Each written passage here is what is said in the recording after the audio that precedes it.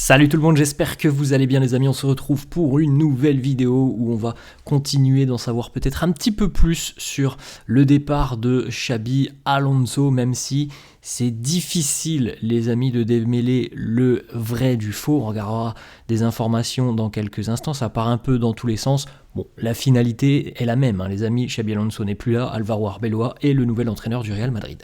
Les unes des quotidiens madrilènes, Marca qui titre Volontazo de Florentino, l'embardé de Florentino qui aurait donc pris la décision de limoger Xabi Alonso. Donc bon, jusque-là les amis, on semble quand même être sur une logique implacable, le président qui décide de faire partir son entraîneur. Alors hier on a évoqué un accord mutuel, le départ initié par Xabi Alonso. Là on a Marca qui nous dit il est limogé, viré, c'est pas Xabi Alonso qui a demandé à partir. La finalité reste la même, très difficile, comme je vous ai dit les amis, de démêler le vrai du faux. La défaite, visiblement, lors de la Supercoupe face au Barça, aurait été le point culminant. Comme on l'a dit hier, les amis, n'hésitez pas à retrouver la vidéo hier, mais l'enchaînement de tout ce qui s'est passé depuis quelques mois maintenant et la défaite face au Barça en finale ont poussé vers la sortie Xabi Alonso. Le remplaçant, il est là, c'est Álvaro Arbeloa. Le quotidien AS qui titre Un despido anunciado. Alors c'est encore une fois la défaite en Supercoupe qui précipite la destitution de Xabi Alonso et beaucoup de doutes par rapport à l'aspect physique chez les joueurs. On n'en parlait pas beaucoup sur la chaîne, mais vous avez vu à de nombreuses reprises les volontés du club de remettre Antonio Pintus. Les doutes donc physiques, la distance entre l'entraîneur et certains joueurs, le manque de réaction, le manque d'identité de cette équipe. Donc voilà, un limogeage qui était annoncé, qui était prévu. C'est comme ça que AS nous propose sa une. On rappelle hier les amis le communiqué médical qui est tombé dans l'après-midi du côté du Real où on nous annonce que c'est un accord mutuel entre les deux parties. Alors moi, je vous ai proposé la vidéo hier en disant surtout que visiblement des informations qui sortaient hier, c'était quand même plutôt Xabi Alonso qui était l'initiateur de cette volonté d'un départ. Il a très rapidement été suivi, on n'a pas tenté de le retenir. Bon, la finalité, les amis, c'est la même, qu'il a été limogé, que ce soit lui qui ait eu envie de quitter le club. La finalité, c'est qu'il n'est plus là, de toute façon, et que soit il a été limogé, et du côté du président Florentino, voilà, on a balayé ça d'un revers de main, soit c'est lui qui a été à l'initiation de cette volonté de départ, et évidemment, le club n'a pas du tout tenté de le retenir. Welcome Arbeloa. Aujourd'hui, les amis, mardi 13 janvier, première session d'entraînement pour les joueurs avec leur nouvel entraîneur. Et comme on l'avait évoqué hier, il y aura une conférence de presse aujourd'hui, donc ça tombe bien parce qu'il y aura certainement beaucoup de questions. Alors je ne sais pas si Arbeloa y répondra, parce que c'est pas à lui de commenter l'actualité liée à Xabi Alonso, les décisions prises à l'encontre de l'ancien entraîneur, mais je pense qu'il sera questionné là-dessus. Conférence de presse, les amis, parce que le Real joue dès demain en Coupe du Roi. A noter les amis que la session d'entraînement est prévue à 11h et la conférence de presse est prévue pour le début d'après-midi. Petite information du quotidien AS, on verra bien les amis, le quotidien AS nous dit l'idée principale d'Álvaro Arbeloa c'est le Gegenpressing, c'est un mot allemand, il veut une intensité élevée, une équipe qui presse haut et qui va chercher la balle dans la moitié de terrain adverse. Il est inspiré du football de Jürgen Klopp. On verra les amis, on en reparlera. Alors sur le papier, déjà c'est pas les mots d'Arbeloa, c'est évidemment le média AS qui nous dit qu'il veut mettre ça en place.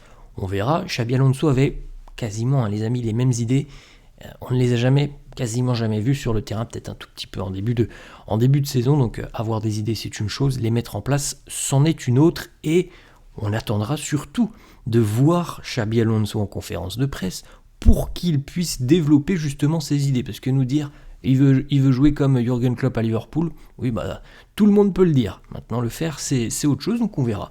On analysera évidemment ces discussions en conférence de presse dès demain, ces déclarations, ça sera intéressant, parce que là, nous dire ça comme ça, nous balancer, oh bah il veut de l'intensité, il veut aller chercher le pressing, ah bah oui, nous on veut tous aller chercher le pressing, on veut tous avoir 80% de possession, on veut tous récupérer les ballons, on veut tous une équipe qui a un bloc compact, oui, on veut tous ce genre de choses. Et la réalité, souvent, c'est pas la même. On revient les amis sur donc, le départ de Xabi Alonso.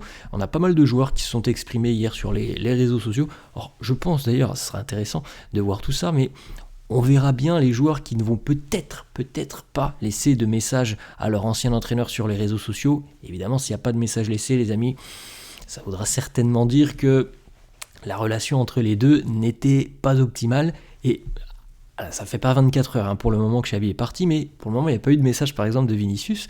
Bon, on verra peut-être dans le courant de la journée, j'en sais rien. En tout cas, on a quelques joueurs qui se sont exprimés hier, comme par exemple Thibaut Courtois. Merci pour tout, c'était un plaisir de travailler avec vous et je vous souhaite le meilleur pour le futur.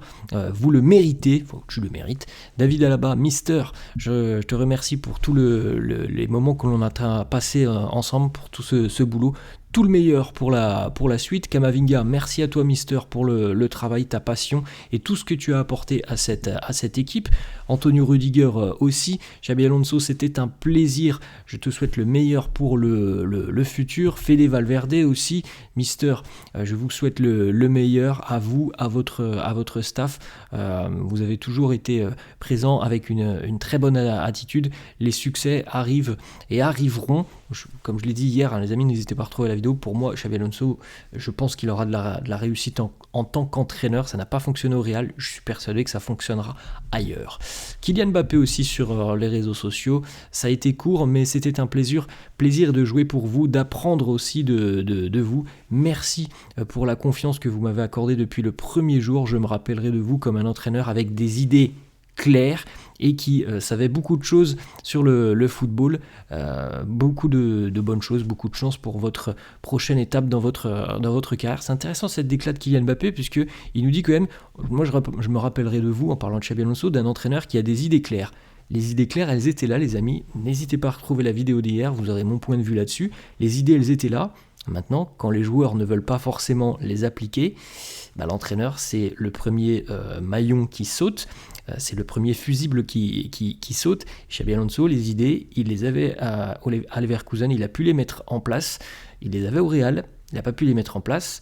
Essayez de comprendre pourquoi, les amis. Moi, je pense que, en tout cas, les joueurs ont une grande part de responsabilité dans le fait qu'on n'a pas trop vu les idées de Xabi Alonso sur le terrain. La dernière poignée de main, les amis, c'était dimanche après la Supercoupe perdue. Florentino, Xabi Alonso. Bon, évidemment, c'est après une défaite, donc il n'y a pas de sourire sur les visages, c'est tout à fait logique, mais bon, déjà sur cette photo, on sent bien que c'était visiblement très froid. Malgré tout ça, on a 3 informations, là, les amis, qui sont assez intéressantes, parce que c'est pour ça que je vous dis, difficile de démêler le vrai du faux, de savoir si c'est Xabi qui a voulu partir, si c'est le club qui le vire. Bon, encore une fois, la finalité est la même. Florentino aurait aucun problème avec Xabi Alonso. Et Xabi Alonso a une relation qui est très bonne aussi avec Florentino. Ça, ce sont les informations de Fabrizio Romano. Moi, en général, les amis, je vous propose beaucoup d'informations de Fabrizio Romano parce qu'elles sont quand même relativement fiables, contrairement à d'autres médias. Ensuite, on a Matteo Moretto, qui est un journaliste quand même aussi assez fiable. Il nous dit Florentino n'aimait pas le style de Xabi Alonso, ni les sessions d'entraînement. Bon, c'est une chose, mais encore une fois, on en a déjà parlé il y a quelques mois, je crois, les amis. En aucun cas, Florentino doit se mêler du sportif. C'est pas à lui de décider si la session d'entraînement ou si le style de jeu est bon. Ça, c'est pas une bonne chose pour le Real d'avoir toutes ces interférences, ces ingérences de la part du président. Ensuite, on a la Honda, donc quotidien espagnol, qui nous dit Florentino n'a même pas parlé à Xabi Alonso, il a envoyé José Ángel Sánchez pour le virer. José Ángel Sánchez a parlé avec Xabi lors du vol retour depuis l'Arabie Saoudite, et il lui a dit je pense que c'est la meilleure des solutions si ça se termine comme cela. Donc on a quand même des informations, les amis, où Fabrizio Romano nous dit il y avait une relation somme toute assez banale entre les deux hommes, aucune animosité, Et puis on a d'autres journalistes qui nous disent c'était pas si simple que ça quand même entre Florentino et Xabi Alonso. La Honda qui nous annonce donc une analyse a été conduite, il y a eu des échanges entre Xabi et José Ángel Sánchez dans l'avion. Xabi ne voyait pas comment la situation pourrait évoluer positivement, donc la décision a été prise et juste après ça on a nommé Álvaro Arbeloa. Selon la SER, Xabi Alonso avait annoncé au club hier ou avant-hier que c'était pas possible de travailler comme ça parce que les joueurs ont beaucoup trop de pouvoir. C'est impossible pour un coach tout simplement de mettre ses idées en place dans un tel vestiaire parce que le club est toujours du côté des joueurs. Je pense qu'on est tous d'accord là-dessus, les amis. On sait bien que Florentino, mais on vient d'en parler, Florentino, il se place souvent du côté des joueurs, donc c'est difficile. En clair, les amis, il y avait Xabi, son staff, et après, en face de lui, il y avait le président et certains joueurs. La relation entre Xabi Alonso et les joueurs a été difficile dès le début. C'est Fabrizio Romano qui nous l'annonce. Notamment, ça avait été évoqué déjà l'été dernier, une partie du vestiaire n'avait pas compris le positionnement de Xabi Alonso par rapport à Luka Modric, puisque Luka il était prêt à rester pour une année supplémentaire, peut-être même en jouant beaucoup moins que ce qu'il a pu connaître, mais Xabi Alonso et son staff avaient décidé de miser plutôt sur la jeunesse, et ça n'avait pas plu, notamment déjà dans le vestiaire, donc ça commençait déjà très mal. Ensuite, autre déclat de Fabrizio Romano qui nous dit c'est une journée quand même triste pour le Real Madrid parce que le club a toujours pensé et imaginé que Xabi Alonso serait l'homme parfait pour débuter une nouvelle ère du côté du Real déjà depuis 2 ou 3 ans pour apporter quelque chose de beaucoup plus frais, de beaucoup plus différent. Donc c'est une grosse déception pour Florentino dans son management et pour tout le monde. Ensuite, Xabi Alonso parfois, alors ça c'est Edu Aguirre, Xabi Alonso n'était pas respecté lors des sessions d'entraînement. Certains joueurs importants se moquaient visiblement lors des séances d'entraînement. Il y a des joueurs qui arrivent à la dernière minute. Dès lors que la session d'entraînement était terminée, certains partaient immédiatement. Xabi Alonso, ses assistants, les coachs physiques, tous ont demandé à des joueurs spécifiques, on ne parle pas de tout le monde, à chaque fois on nous dit certains joueurs de faire des exercices en gym, de faire aussi des exercices de pressing, du travail tactique.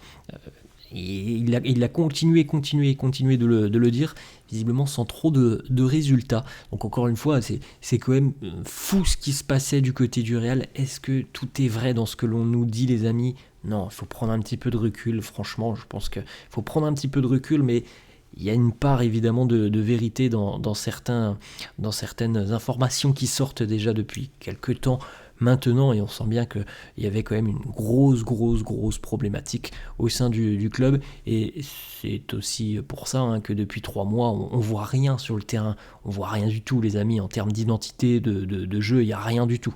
Ensuite, petite information aussi de Fabrizio Romano, Xabi Alonso est très triste, il va se concentrer sur la prochaine étape de sa carrière dans les prochains mois. Il a encore la cote en Europe, il est très apprécié, il est considéré comme l'un des noms à suivre dans le monde du football. Je vous ai dit hier, pour moi, Xabi Alonso est un entraîneur qui a de très bonnes idées, qui n'a pas pu les mettre en place au Real. Il a réussi à le faire du côté de Leverkusen. Je vous le redis encore une fois, s'il n'a pas pu les mettre en place, c'est qu'il y a eu des barrages, des freins justement pour lui. Alors il a pas fait tout de la bonne manière, c'est une certitude. Il y a une gestion du vestiaire à avoir qui est différente du côté du Real que du côté du Bayer Leverkusen. Mais la part de responsabilité des joueurs, encore une fois les amis, elle est là. Et il faut pas le nier. L'entraîneur n'est pas responsable de tous les maux d'une équipe, ce n'est pas possible. Ensuite, on a 2 informations les amis pour terminer cette vidéo. Fabrizio Romano nous annonce que premièrement, Jürgen Klopp est très apprécié du côté du Real Madrid. Pour le moment, il n'y a aucune discussion, mais Klopp pourrait pourquoi pas décider de revenir sur un banc de touche. Et il faudra suivre ça l'été prochain, parce que pour le moment, il travaille du côté du groupe Red Bull, Jürgen Klopp, et on sait que c'est un nom qui est très apprécié du côté du Real, déjà depuis son départ de Liverpool. On rappelle que normalement, ça a été un petit peu annoncé comme ça, on verra ce qui nous sera annoncé maintenant en conférence de presse, mais Arbeloa, les amis, il est là pour, entre guillemets, un intérim. Normalement, c'est pas un poste sur la durée pour Arbeloa. Évidemment, s'il apporte satisfaction, tout peut évoluer et tout peut changer. Mais normalement, c'est plus un intérim pour la seconde partie de saison. Donc du côté du Real, il devrait y avoir du mouvement l'été prochain. Alors, chez les joueurs, ça, il n'y a pas de doute. Certainement aussi sur le banc de touche. Et autre information, c'est Santi Aouna, journaliste français, qui nous annonce aussi que Enzo Maresca, qui vient tout juste de quitter Chelsea il y a à peu près 3 semaines, Enzo Maresca lui aussi est très apprécié en interne du côté du Real Madrid. Voilà les amis, la fin de cette vidéo. J'espère que ça vous a plu. N'hésitez pas comme d'hab à lâcher un petit pouce bleu. N'hésitez pas non plus à vous abonner à la chaîne. Je vous souhaite une bonne journée. Je vous dis à la prochaine. Ciao.